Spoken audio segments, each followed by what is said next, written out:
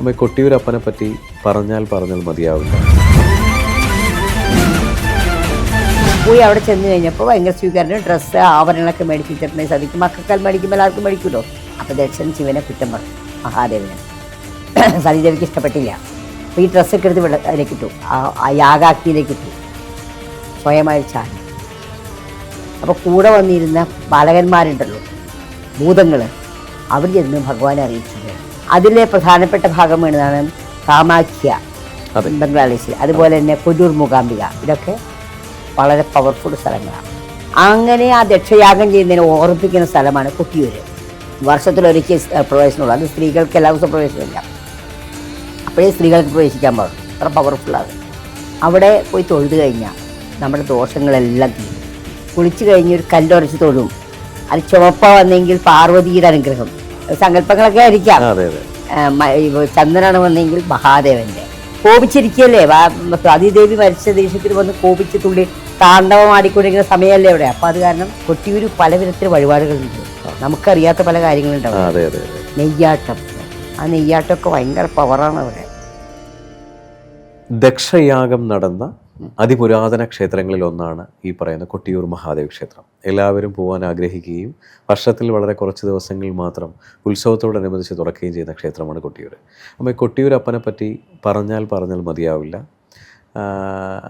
കൊട്ടിയൂരിലെ പ്രസാദം, കൊട്ടിയൂരിലെ ഓരോ അനുഭവങ്ങൾ നമ്മൾ ഒന്ന് പറയാമോ? കൊട്ടിയൂർ.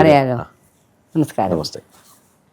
കൊട്ടിയൂർ എന്ന് പറഞ്ഞാൽ ദക്ഷയാഗം കഴിഞ്ഞ് ആ സതീദേവിയുടെ പ്രാണത്യാഗം കഴിഞ്ഞിട്ട് ഭഗവാൻ തുള്ളി നിന്നപ്പോൾ സമർപ്പിച്ച സ്ഥലമാണ്. ദക്ഷയാഗം നടന്ന സ്ഥലമാണ് കൊട്ടിയൂർ എന്നാണ് സങ്കല്പം. അതെ. ദക്ഷയാഗം എന്ന് പറഞ്ഞാൽ വലിയൊരു കഥയാണ്. അതായത് വലിയ ദക്ഷൻ എന്ന് പറഞ്ഞ മഹാരാജാവായിരുന്നു. അദ്ദേഹം ഭയങ്കര ഹോമങ്ങളും പൂജകളും, പല രാജാക്കന്മാരൊക്കെ ഇങ്ങനെ ഭയങ്കര ഹോമങ്ങളൊക്കെ നടത്തും. ആ നടത്തുന്ന സമയത്ത് എല്ലാ രാജാക്കന്മാരെയൊക്കെ വിളിക്കും. ശിവനെ മാത്രം വിളിച്ചില്ല, പുള്ളിക്ക് താല്പര്യം ഉണ്ടായില്ല. ഈ മഹാദേവൻ എന്ത് ചെയ്തു, അപ്പോൾ മഹാദേവനും സതിയായിട്ട് വിവാഹം കഴിച്ചിരുന്നു. ദക്ഷപുത്രിയാണ് സതീദേവി. ദക്ഷന് മഹാദേവന് ഇഷ്ടമല്ല, പക്ഷേ സതീദേവിക്ക് മഹാദേവന് ഇഷ്ടമാവും. ലക്ഷ്മിയുടെ അവതാരമല്ലേ, ഇഷ്ടമാണ്. അപ്പം അങ്ങനെ വിവാഹം കഴിച്ച് സ്വയംവരമാണ് നടത്തിയത്. സ്വയംവരം നടത്തുമ്പോൾ ഇഷ്ടമുള്ളൊരു മാലയിട്ടാൽ ഒരു ഭർത്താവാണ്. ഈ മഹാദേവിനെയാണ് മാല എണീച്ചത്. അത് ദക്ഷന് ഇഷ്ടപ്പെട്ടില്ല, കഴിച്ചു കൊടുക്കാൻ നോക്കിയാൽ നിർത്തിയില്ലോ. അങ്ങനെ സതീദേവിയെ കല്യാണം കഴിച്ച് കൈലാസം, മഹാദേവൻ്റെ സ്ഥലമാണ് കൈലാസം. കൈലാസത്തേക്ക് പോയി സന്തോഷമായിട്ട് ഇരിക്കുകയാണ്. അപ്പോഴാണ് ദക്ഷൻ ഒരു യാഗം നടത്താൻ പോകണം. അപ്പോൾ യാഗങ്ങൾ, ഈ അശ്വമേധ യാഗം, അങ്ങനെ പല യാഗങ്ങൾ നടത്തും പഴയ രാജാക്കന്മാർ. അപ്പോൾ ആ യാഗം നമ്മുടെ ഇപ്പോഴത്തെ സപ്താഹം പോലെയൊക്കെ യാഗം നടത്തുകയാണ്. അപ്പോൾ എല്ലാവരെയും വിളിച്ചു. സതീദേവി വിളിച്ചു. സതിക്ക് ഭയങ്കര സങ്കടമായി. മഹാദേവൻ വിളിച്ചു. അപ്പോൾ സതി പറഞ്ഞു, എൻ്റെ അച്ഛൻ നടത്തുന്നല്ലേ, നമ്മുടെ അച്ഛനമ്മ എന്ന് പറയുമ്പോൾ നമുക്ക് തന്നെയുടെ ഒരു ഇതല്ലേ, തന്നെ പോയി. അപ്പോൾ കൂടെ പാലകരെയൊക്കെ വിട്ടു. പോയി അവിടെ ചെന്ന് കഴിഞ്ഞപ്പോൾ ഭയങ്കര സ്വീകരണം, ഡ്രസ്സ് ആഭരണങ്ങളൊക്കെ മേടിച്ച് വെച്ചിട്ടുണ്ടെങ്കിൽ സതിക്ക് മക്കൾക്കാൽ മേടിക്കുമ്പോൾ എല്ലാവർക്കും മേടിക്കുമല്ലോ. അതൊക്കെ അണിയാൻ പറഞ്ഞു. അപ്പോൾ ദക്ഷൻ ശിവനെ കുറ്റം പറഞ്ഞു, മഹാദേവനെ. സതീദേവിക്ക് ഇഷ്ടപ്പെട്ടില്ല. സതീദേവിക്ക് ഭയങ്കര സങ്കടമായി. അപ്പോൾ ഈ ഡ്രസ്സൊക്കെ എടുത്ത് അതിലേക്ക് ഇട്ടു, ആ യാഗാഗ്നിയിലേക്ക് ഇട്ടു, സ്വയമായി ചാടി. അപ്പോൾ കൂടെ വന്നിരുന്ന ബാലകന്മാരുണ്ടല്ലോ, ഭൂതങ്ങൾ, അവർ ചെന്ന് ഭഗവാനെ അറിയിച്ചു വരും. വേഗം ഭഗവാൻ വന്ന് ഈ വീണ പൊടിയെടുത്ത് തോളത്തിട്ട് തുള്ളുകയാണ് ചെയ്തത്. അങ്ങനെ തുള്ളിക്കഴിഞ്ഞപ്പോൾ രോഗം നശിക്കില്ലേ, രോഗം നശിച്ചു കഴിഞ്ഞപ്പോൾ നശിക്കുള്ളൂ. അത് കാരണം വേഗം ചെയ്തു മഹാവിഷ്ണുവിന് അഭയം പ്രാപിച്ചു. എന്ത് പ്രശ്നങ്ങൾ ഉണ്ടാക്കിയും സൊല്യൂഷൻ ചെയ്യുന്ന ആളാണ് മഹാവിഷ്ണു. അങ്ങനെ മഹാവിഷ്ണുവിൻ്റെ കയ്യിലുള്ള സുദർശനം വെച്ച് മുറിച്ചു. അങ്ങനെ 108 കഷ്ണങ്ങളായി മാറി.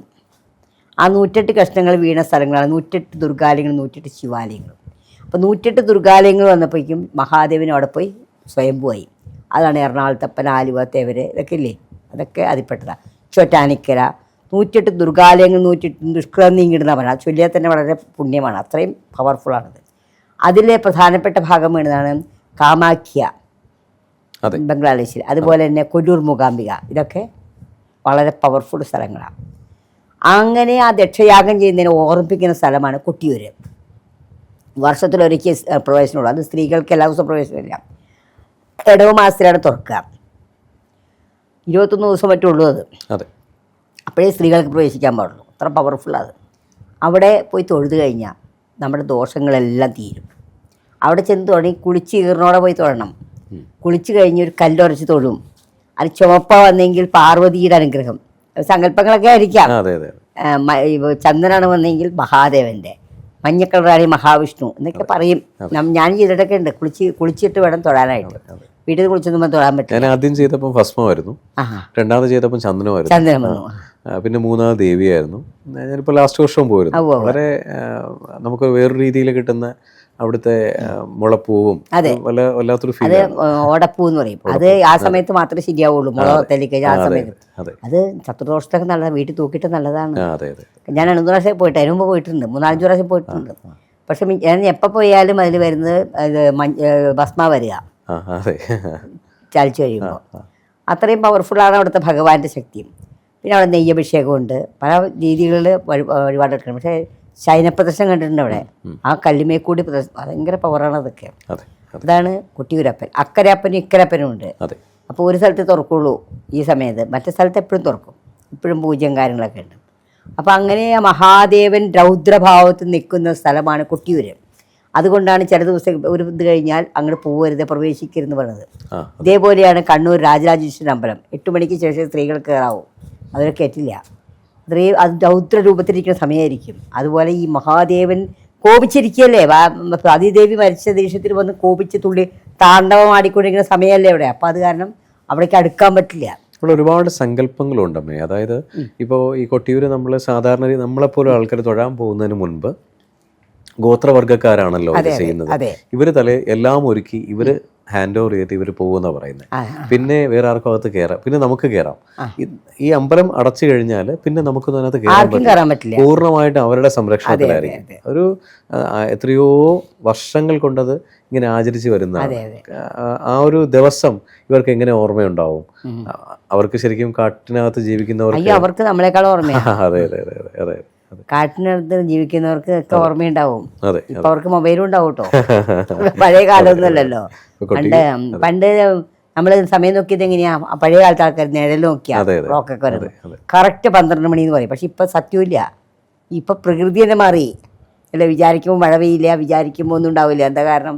പ്രകൃതിക്കന്നെ മാറി. പക്ഷെ പണ്ടൊന്നും സത്യസന്ധമുള്ള കാലമായിരുന്നു. അന്ന് സത്യയുഗമായിരുന്നു. സത്യയുഗത്തില് മനുഷ്യന്റെ ആയുസ് കൂടുതലും മനുഷ്യർ കുറവുമായിരുന്നു. ബാക്കിയുള്ള ജീവജാലങ്ങളാണ് ഏറ്റവും കൂടുതൽ ഉണ്ടായിരുന്നത്. ഇപ്പൊ മനുഷ്യൻ കൂടുതൽ, ആയുസ് കുറവ്. കലിയുഗമാണ്. കലിയുഗം പോയി കലിയുഗത്തില് അവരെ കൊന്നു, അമ്മയെ മക്കളെ കൊന്നു, മക്കളെ അമ്മ കൊല്ലുന്നു, അച്ഛൻ അമ്മയെ കൊല്ലുന്നു, കൊല്ലലും നടക്കണം മുഴുവൻ. ഇതാണ് കാരണം. ആത്മഹത്യ ചെയ്യല് ഒക്കെ വളരെ തെറ്റായ കാര്യങ്ങളാണ്. ഇതൊക്കെയാണ് ഇപ്പോഴത്തെ കാലഘട്ടത്തിൽ നടക്കുന്ന സംഭവങ്ങൾ. ഈ പറയുന്ന നെയ്യാട്ടം ഉണ്ട്. നെയ്യാട്ടം കൊട്ടിയൂര് പല വിധത്തിൽ വഴിപാടുകളുണ്ട്. നമുക്കറിയാത്ത പല കാര്യങ്ങളുണ്ട് അവിടെ. നെയ്യാട്ടം, ആ നെയ്യാട്ടമൊക്കെ ഭയങ്കര പവറാണ് അവിടെ. അതുപോലെ തന്നെ വാതരോഗത്തിനൊക്കെ പ്രാർത്ഥിച്ചാൽ കൊട്ടിയൂരപ്പൻ്റെ ശക്തി ഭയങ്കരമാണ്. കൊട്ടിയൂരിൽ പോയി പ്രസാദമൊക്കെ മേടിക്കുക, തീർത്ഥം മേടിച്ചുകൊണ്ടിരിക്കുക, അതൊക്കെ കഴിച്ചു കഴിഞ്ഞാൽ തന്നെ ഉദരരോഗം, എല്ലാ രോഗത്തിനും. കാരണം ഉഗ്രരൂപമായിട്ട് നിൽക്കല്ലേ അവിടെ ഭഗവാൻ. സംഹാര താണ്ഡവമാടി നിൽക്കുന്ന ഭഗവാനാണ് അവിടെ ഉള്ളത് കൊട്ടിയൂര്. കണ്ണൂർ ഇരിട്ടിയിലാണ് കൊട്ടിയൂരുള്ളത്. ആ കൊട്ടിയൂർക്ക് പോകണമെങ്കിൽ വയനാട് വഴിയെ പോകണം.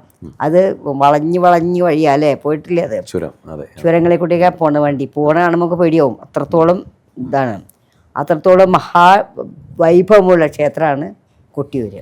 ഓക്കെ.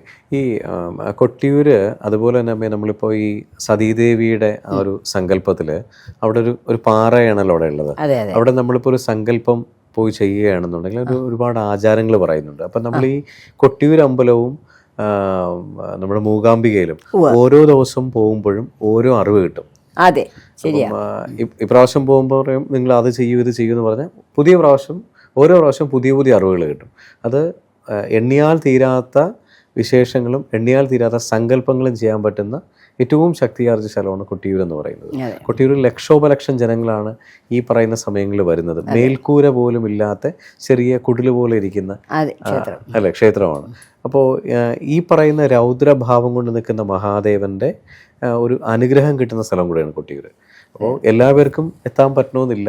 അതൊരു ഭാഗ്യമുള്ളവർക്ക് അവിടെ എത്താൻ പറ്റും. കൊട്ടിയൂരൊക്കെ തന്നെ അവർ വിളിക്കണം, ഭഗവാൻ വിളിച്ചാലേ പോകുള്ളൂ, അല്ലാണ്ട് പോകാൻ പറ്റില്ല. കൊട്ടിയൂർ എത്തുന്ന സമയത്തും കഴിഞ്ഞ പ്രാവശ്യം നടക്കുന്ന സമയങ്ങളിൽ ഉരുൾപൊട്ടലും വെള്ളപ്പൊക്കമായിരുന്നു. അതിൽ കൂടെ ആൾക്കാർക്ക് പോകാനും ഭയങ്കര ബുദ്ധിമുട്ടായിരുന്നു. ഈ നമ്മുടെ പാലം കടന്നു പോകുന്ന സമയത്ത് നിറച്ചും വെള്ളമായിരുന്നു. എന്തായാലും കൊട്ടിയൂരപ്പന്റെ അനുഗ്രഹം എല്ലാവർക്കും ഉണ്ടാവും.